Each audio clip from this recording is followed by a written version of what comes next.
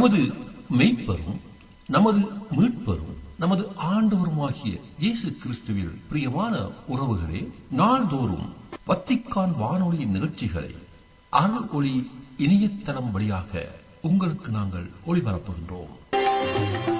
உங்களுக்காக தொகுத்து வழங்குபவர் உங்கள் அன்பு சகோதரன் பேசாலை தாஸ்.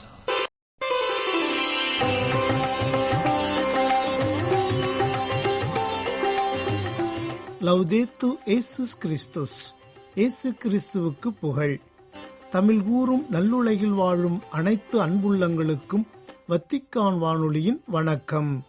இறைவன் உங்கள் உள்ளத்தையும் இல்லத்தையும் தன் அன்பாலும் அருளாலும் அமைதியாலும் இன்றும் என்றும் நிரப்புவாராக.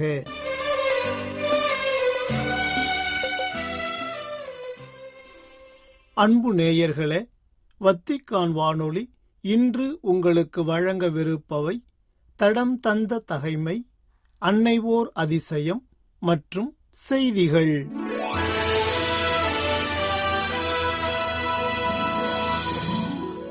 பிப்ரவரி 19 புனித பர்பாதூஸ்.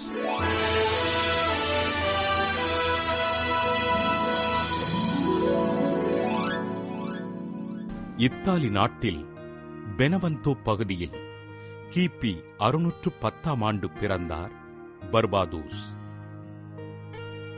இறைபக்தியில் சிறந்து விளங்கிய இவர் குருவாக விருப்பம் கொண்டு தம் இளம் வயதில் குருத்துவ பயிற்சி பெற்று மார்க்கோனாவில் குருவாக அருட்பொழிவு பெற்றார். கருத்துச் செறிந்த மறையுரையினால் மக்களின் மனங்களில் ஆண்டவரை குடியேற்றினார்.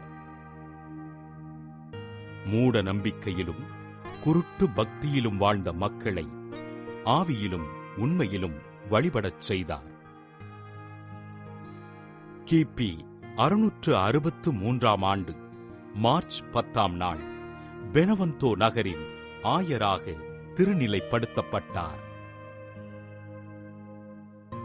கிபி 680 திருத்தந்தை ஆகத்தோ கூட்டிய பொதுச் சங்கத்திற்கு உதவியாக இருந்து பணிகளைச் செய்தார்.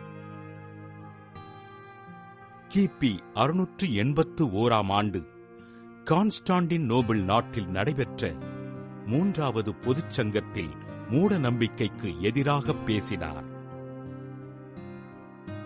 கிபி 682 பிப்ரவரி 19 தன் 72வது வயதில் உடல் நோயினால் துன்புற்று விண்ணகமடைந்தார். பர்பாதூஸ் கல்லறையில் புதுமைகள் நிகழ திரு அவை இவரை புனிதராக உயர்த்தி மறைபணிகளை செய்பவர்களுக்கு பாதுகாவலராக அறிவித்தது. புனித பர்பாதூஸ் திருவிழாவினை கொண்டாடுகிற நாம் உலகின் பல்வேறு நாடுகளில் மறைபணிகளை செய்கின்ற பணியாளர்களுக்காக ஜெபிப்போம். அனைவருக்கும் அன்பான வணக்கம். அன்பு, அமைதி மற்றும் இறையருள் நம் அனைவரோடும் இருப்பதாக. மனித வரலாற்றில் இறைவன் நம்மை தேடி வரும் தருணங்கள் மிகவும் மகத்தானவை. குறிப்பாக அன்னை மரியாளின் வழியாக இறைவன் நிகழ்த்தும் அற்புதங்கள் தடம் மாறிப்போகும் மனித குலத்திற்கு ஒரு புதிய திசையையும் நம்பிக்கையையும் காட்டி வருகின்றன. அன்னை மரியாள் உலகின் பல்வேறு பகுதிகளில் காட்சியளித்து மனித இதயங்களை இறைவன்பால் திருப்பும் பணியை தொடர்ந்து செய்து வருகிறார். அந்த வகையில் இன்று நாம் ஒரு விசேஷமான திருத்தலத்தை பற்றியும் அங்கு அன்னை நமக்கு வழங்கிய வாழ்வியல் செய்தியை பற்றியும் சிந்திக்க இருக்கிறோம். இந்த சிந்தனை நம் வாழ்வின் சவால்களை எதிர்கொள்ளவும் நம் உறவுகளில் அன்பை வளர்க்கவும் ஒரு சிறந்த வழிகாட்டியாக அமையும் என்பதில் ஐயமில்லை. தங்க இதய அன்னை என்ற பெயரின் பொருளை நாம் ஆழமாக சிந்திக்க வேண்டும். பியூரிங் காட்சிகளின் போது அன்னை மரியாள் தன் மார்பில் தங்க நிறத்தில் பிரகாசமாக ஒளிரும் ஒரு இதயத்துடன் தோன்றினார். தங்கம் என்பது தூய்மையையும் அழியாத மதிப்பையும் குறிக்கிறது. இதயம் என்பது அன்பு, கருணை மற்றும் தியாகத்தின் சின்னம். மனித குலத்தின் மீது அன்னை கொண்டுள்ள முடிவில்லா அன்பின் அடையாளமே இந்த தங்க இதயமாகும். இந்த காட்சிகள் பெல்ஜியம் நாட்டின் பியூரிங் என்ற சிறிய கிராமத்தில் 1932 ஆண்டு நவம்பர் 29 முதல் 1933 ஆண்டு ஜனவரி 3 வரை நிகழ்ந்தன. 5 சாதாரண குழந்தைகளுக்கு அன்னை மரியாள் 33 முறை காட்சியளித்தார். அந்த காலகட்டம் உலகம் ஒரு மிகப்பெரிய பொருளாதார மந்த நிலையை சந்தித்துக் கொண்டிருந்த காலம். வறுமை, பயம் மற்றும் குழப்பம் நிறைந்த சூழலில் நம்பிக்கை இழந்த உலகிற்கு ஒரு தாயாக அன்னை அங்கே வந்தார். அன்னை பியூரிங் கிராமத்தை தேர்ந்தெடுத்ததிலேயே ஒரு பெரிய செய்தி இருக்கிறது. அது ஒரு சாதாரண மக்கள் வாழ்ந்த இடம், எந்த புகழும் இல்லாத குக்கிராமம். இறைவன் எளியவர்களின் இதயத்தில்தான் தங்குகிறார் என்பதற்கு இதுவே சான்று. அன்னை அந்த குழந்தைகளிடம் சொன்ன மிக முக்கியமான வார்த்தை, நான் பாவிகளை நேசிக்கிறேன். தகுதியுள்ளவர்களை மட்டுமல்ல, வழிதவறி போனவர்களையும் தேடி வரும் ஒரு தாயின் பேரன்பு இதில் வெளிப்படுகிறது. இந்த ஆலயத்தின் தோற்றம் ஒரு சிறிய ஜெப இடமாக தொடங்கி இன்று sanctuary of our lady of பியூரிங் என்ற பெயரில் உலகம் முழுவதிலும் இருந்து ஆயிரக்கணக்கான மக்கள் வரும் பெரும் திருத்தலமாக மாறியுள்ளது. திருச்சபை இந்த காட்சிகளை மிகவும் கவனமாக ஆய்வு செய்தது. இறுதியாக 1949 ஆண்டு பியூரிங் காட்சிகள் உண்மையானவை என்று அதிகாரப்பூர்வமாக அங்கீகரிக்கப்பட்டது. 1951 ஆண்டு பியூரிங் அன்னைக்காக ஒரு பெரிய ஆலயம் நிறுவப்பட்டது. இன்று இது ஐரோப்பாவின் மிக முக்கியமான மரியாள் திருத்தலங்களில் ஒன்றாக திகழ்கிறது. இத்தலத்தின் ஆன்மீக மரபுகள் மிகவும் தனித்துவமானவை. இங்கு இதய அர்ப்பணிப்பு என்பது ஒரு முக்கிய பக்தி முயற்சியாகும். மக்கள் தங்கள் காயப்பட்ட இதயங்களை அன்னையின் தங்க இதயத்தில் ஒப்படைக்கிறார்கள். பியூரிங் திருத்தலத்தில் நிலவும் அமைதி ஜெப வழிபாடு மனசோர்வில் இருப்பவர்களுக்கு ஒரு பெரிய மருந்தாக அமைகிறது. இங்கு வரும் மக்கள் சடங்குகளை தாண்டி ஒரு இதய மாற்றத்தை அனுபவிக்கிறார்கள். இங்குள்ள புனித குகை அன்னை காட்சியளித்த இடமாகும். அங்கே அமைதியாக அமர்ந்து ஜெபிக்கும்போது அன்னையின் இதயம் நம் ஒவ்வொரு துடிப்பையும் கேட்கிறது என்ற நம்பிக்கை விசுவாசிகளுக்கு கிடைக்கிறது. பக்தி நடைமுறைகளில் முக்கியமானது பாவிகளுக்கான ஜெபம். அன்னை பாவிகளை நேசிப்பதாக சொன்னதால் இங்கு வருபவர்கள் தங்களுக்காக மட்டுமல்லாமல் பிறருடைய மனமாற்றத்திற்காகவும் உருக்கமாக வேண்டுகிறார்கள். தங்க இதய அன்னைக்கு செய்யப்படும் நோவெனா ஜெபங்கள் பலருடைய வாழ்வில் அதிசயங்களை நிகழ்த்தியுள்ளன. குறிப்பாக குடும்ப பிரச்சனைகளால் பிரிந்தவர்கள் இந்த நோவெனாவை செய்து மீண்டும் இணைந்துள்ளனர். அன்னையின் அதிசயங்களை பற்றி பேசும்போது இங்கு பதிவான உடல் நோய்களின் நிவாரணங்கள் ஏராளம். தீர்க்க முடியாத நோய்களால் பாதிக்கப்பட்டவர்கள் அன்னையின் பரிந்துரையால் குணம் பெற்று சாட்சியம் அளித்துள்ளனர். ஆனால் அதைவிட பெரிய அதிசயம் மன அழுத்தம் மற்றும் மனசோர்வு நீங்குவதுதான். இன்றைய இயந்திரத்தனமான உலகில் அமைதி தேடும் மக்களுக்கு தங்க இதய அன்னை ஒரு புகலிடமாக இருக்கிறார். அன்னையின் இதயம் ஏன் தங்கமாக ஒளிர்கிறது? ஏனெனில் அந்த இதயம் இறைவனின் ஒளியால் நிரப்பப்பட்டது. அந்த ஒளியை பியூரிங் அன்னை நம் ஒவ்வொருவரின் இதயத்திலும் ஏற்ற விரும்புகிறார். இன்றைய நவீன காலத்தில் இந்த பக்தி மிகவும் பொருத்தமானது. இன்றைய உலகில் இதயம் கடினமாகி வருகிறது. அன்பு குறைந்து மனிதர் மனிதருக்கே எதிரியாகும் நிலை நிலவுகிறது. தங்க இதய அன்னை நமக்கு சொல்லும் செய்தி எளிமையானது. உன் இதயத்தை மாற்றிக்கொள். அன்பினால் மட்டுமே உலகை வெல்ல முடியும். இளைஞர்களுக்கு அன்னை ஒரு பெரிய செய்தியை தருகிறார். வெளிப்புற அழகிலும் ஆடம்பரத்திலும் வாழ்க்கை இல்லை. தூய்மையான இதயத்தில்தான் உண்மையான பலம் இருக்கிறது என்பதை அன்னை உணர்த்துகிறார். குடும்பங்களுக்கு அன்னை விடுக்கும் அழைப்பு என்னவென்றால், சண்டை மற்றும் புரிதல் இல்லாமை ஏற்படும்போது அந்த உறவை அன்னையின் தங்க இதயத்தில் ஒப்படைக்க வேண்டும் என்பதுதான். பியூரிங் அன்னை ஒரு பெரிய உலகப் பொறையோ அல்லது இயற்கை சீற்றத்தையோ பற்றி பேசவில்லை. அவர் ஒரு மனிதனின் உள்ளார்ந்த அன்பை பற்றி மட்டுமே பேசினார். உலகெங்கிலும் இருந்து இளைஞர்கள், முதியவர்கள், நோயாளிகள் என பல தரப்பட்ட மக்கள் இந்த திருத்தலத்திற்கு யாத்திரையாக வருகிறார்கள். அங்கு நிலவும் அமைதி அவர்களை இறைவனுடன் இணைக்கிறது. அதிசயம் என்பது வெறும் கையில் நடப்பதல்ல, அது இதயத்தில் நடப்பது. ஒரு கோபக்காரர் சாந்தமடைவதும் ஒரு சுயநலக்காரர் பகிரத் தொடங்குவதுமே தங்க இதய அன்னை நிகழ்த்தும் மிகப்பெரிய அற்புதம். அன்னையின் கடைசி காட்சியின் போது அவர் சொன்ன வார்த்தைகள் இன்றும் நம் காதுகளில் ஒலிக்கின்றன. நீ உன் மகனை அன்பு செய்கிறாயா? எனக்காக உன்னை அர்ப்பணி. இது நமக்கும் சொல்லப்பட்ட அழைப்பு. தங்கம் நெருப்பில் சுடப்பட்டு தூய்மையாவது போல நம் இதயங்களும் துன்பங்கள் என்னும் நெருப்பில் தூய்மையாகி அன்னையின் இதயத்தைப் போல ஒளிர வேண்டும் என்பதே இத்தலத்தின் ஆன்மீக பாடம். இந்த திருத்தலம் நமக்கு ஒரு பள்ளிக்கூடம் போன்றது. அங்கு நாம் அன்பு என்ற பாடத்தை கற்றுக்கொள்கிறோம். மற்றவர்களை மன்னிப்பதும் நேசிப்பதும் எப்படி என்பதை அன்னை அங்கே நமக்கு கற்றுத்தருகிறார்.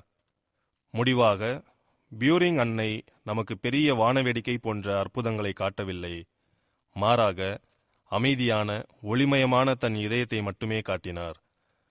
அன்பார்ந்தவர்களே, இன்றைய இந்த சிந்தனைகள் வெறும் வார்த்தைகளாக மட்டும் நின்றுவிடாமல் நம் வாழ்வின் செயல்பாடுகளாக மாற வேண்டும்.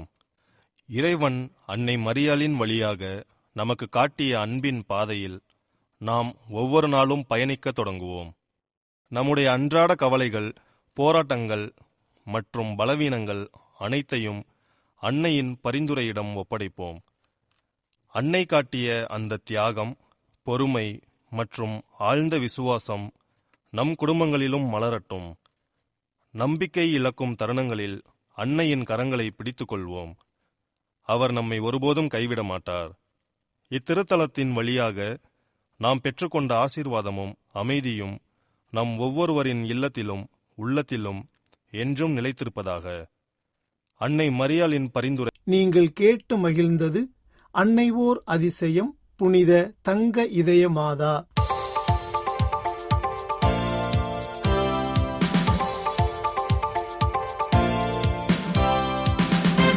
செய்திகள்.